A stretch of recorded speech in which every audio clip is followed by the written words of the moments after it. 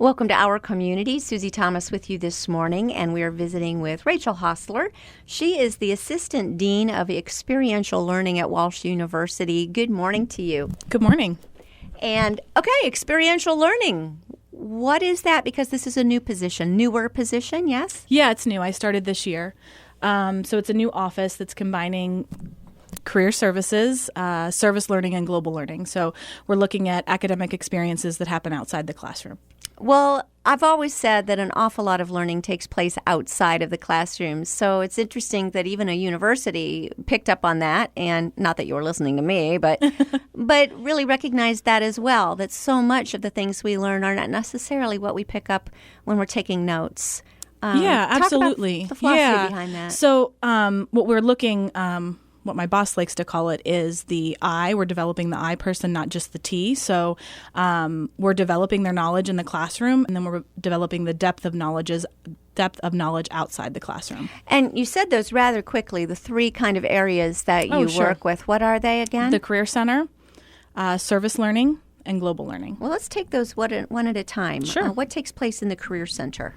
So our Career Center, their goal is to help students prepare for life after college. So they're connecting those experiences outside the classroom and in the classroom for their first job, their second job, even their fifth job after graduating from the university. So there's a lot of programming that takes place in the Career Center, mock interviews, teaching students how to write emails, thank you notes, little things like that, but also then teaching them how to articulate their experiences and transfer that into jobs after college. Since you're talking about so many jobs after college, are you working primarily with students, or do alumni come back and take advantage of that Sometimes as alumni, well? Yeah, sorry, I didn't mean to interrupt you there. Yes, alumni can come back and take advantage of our services as well. So what we've found is, students don't graduate and then have a job for 25 years anymore. So yeah, they're switching jobs, switching careers, and sometimes they need support in doing that. So how do you prepare them for the job market, for this particular job market now? Yeah, for the 21st century? Yes. Well, I think that what's really nice about Walsh is that we teach students to be problem solvers and critical thinkers, and those are skills that you can utilize not only with your depth of knowledge, but when you come up with a problem you're faced with at work, you're calling on those skills to be solution focused. And so that's what we really try to do is when a student goes on a global learning experience, yes, they're learning about different cultures and other places, but they're also gaining really valuable skills that are going to help them when they come back to the U.S. and then, after graduation. Let's take that one next. Okay. The global learning. What do you get to do when you're a student at Walsh globally? Well, we have lots of things you can do with global learning. Our signature program is our Rome experience. So we do have a campus in Castel Gandolfo, which is just outside the city of Rome. And students are able to study there for a semester. They're able to study there short term if they'd like. And this spring, we are launching our first internship in Rome. So they have that opportunity as well. What a coup to have the students and that famous picture of them welcoming the new Pope and Francis, I'm sure your PR department didn't mind that at all. No. We always tease the people that work on our Rome campus and tell them that photo is pays for their job for the rest of their career. No kidding. Yeah. How did that just happen? Or yeah. So we always. Students always go to a papal audience. It's part of the experience.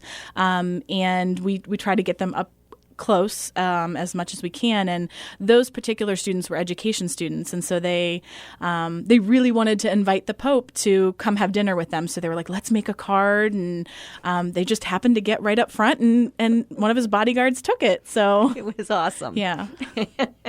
So besides Rome, are there other experiences globally? Yeah, so we have a large commitment in Uganda and Tanzania that students can study there. We have nursing students that go to Haiti. We have programs in London. We have programs, I'm trying to think here. We offer internships as well that students can take advantage of. Those opportunities are in London, Shanghai, Wow. And yeah. And study what in particular? So it just depends. It differs. We have programs that are open to all majors, and then we have programs that are specific to majors. So when our programs are open to all majors, then we focus more interdisciplinary and focusing on the student as a global citizen and what that means. When it's specific to major, we might pull more in. So if we take we've had business students in Rome and London, we focus, how does this city complement what you're learning in the classroom? And then we also focus on global citizenship as well. How do they get past the language barrier that might occur? Well, that's part of the learning. I love when students have, I think it's so valuable for them rarely do students know Italian. In the 5 years I've been working in global learning at Walsh, I've had maybe 3 students that speak Italian fluently.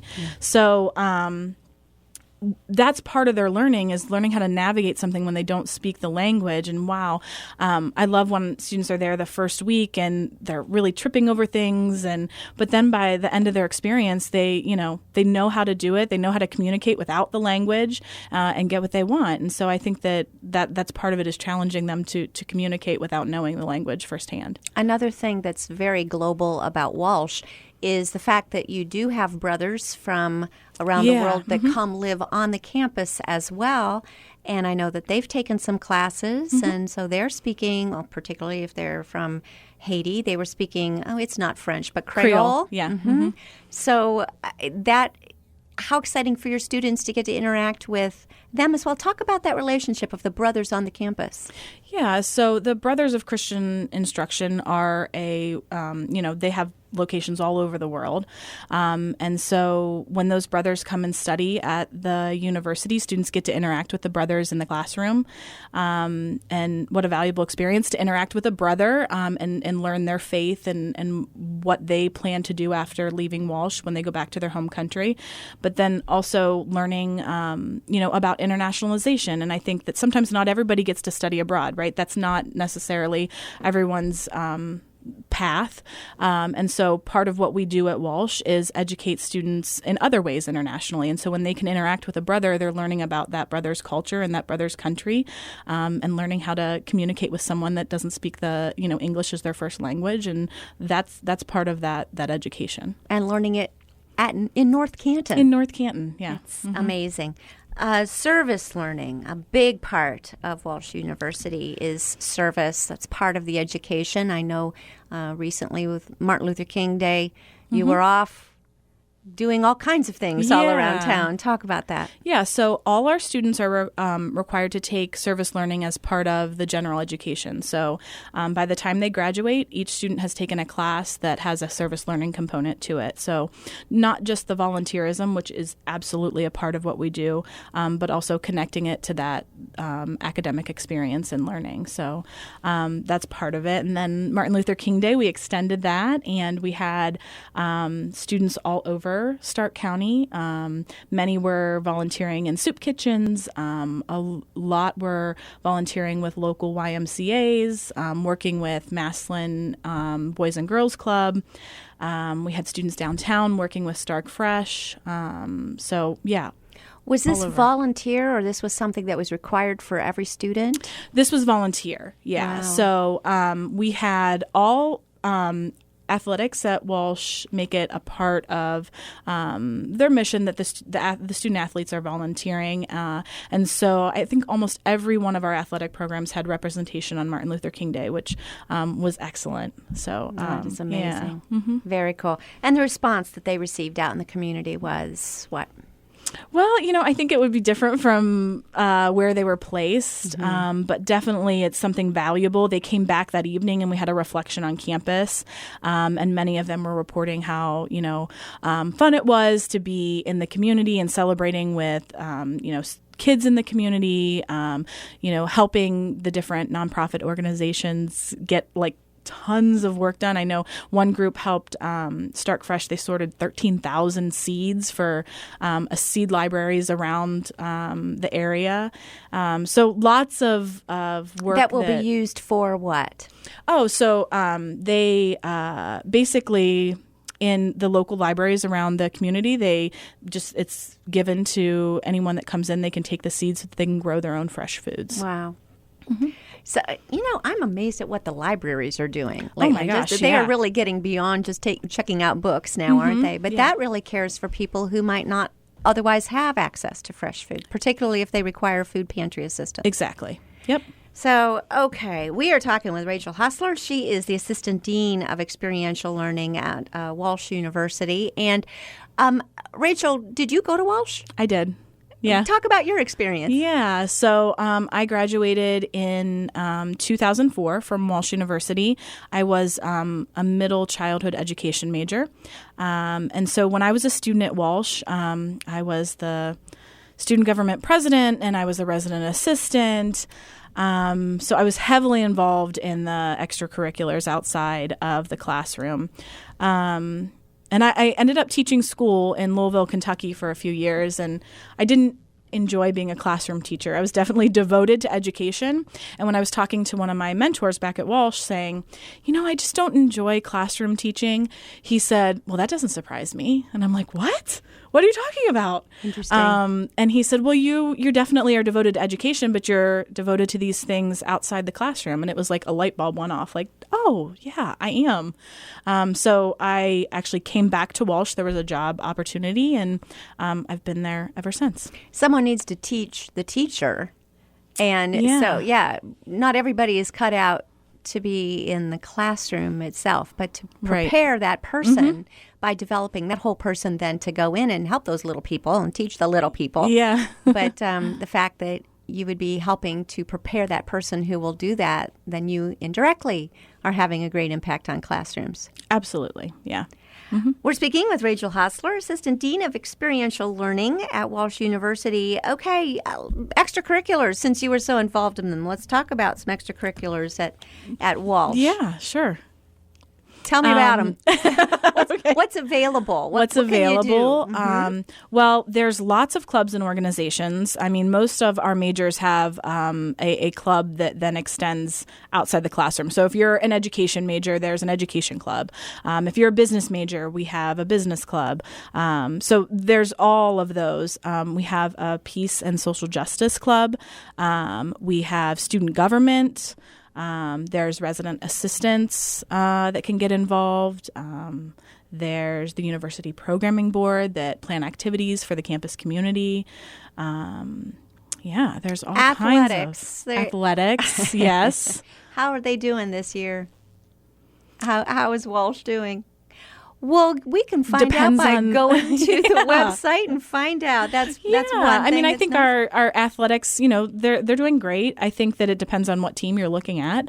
But our student athletes are so driven and so committed to what they do and to their education. So we're always proud of what they do. Yeah, it's all one big team effort. I know this is not your area, but was there any talk as they were changing conferences and getting into the GMAC? Anything? Is that just too far out of your wheelhouse? That is way far out of my wheelhouse. Okay.